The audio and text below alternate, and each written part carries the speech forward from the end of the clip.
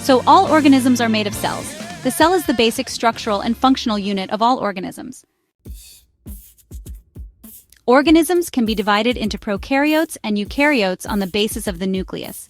In prokaryotes, there is no well-defined nucleus, and membrane-bounded organelles are present in the cell. All bacteria and cyanobacteria are prokaryotes. Eukaryotic organisms, on the other hand, have a well-defined nucleus as well as membrane-bounded structures in it. All protists, fungi, plants, and animals are eukaryotes. The eukaryotes may be unicellular or multicellular. A unicellular organism consists of only one cell. The unicellular eukaryotes may be solitary or colonial. All the activities essential for its survival take place by a single cell. Bacteria are an example of unicellular prokaryotes. Amoeba, paramecium, and euglena are common examples of unicellular eukaryotes. Unicellular organisms can also live in the form of a colony.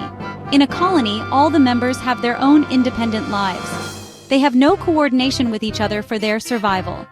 The example of colonial life of unicellular organisms is the volvox colony. The volvox is a type of algae. The volvox colony is found in water and due to its abundance gives a green color to water.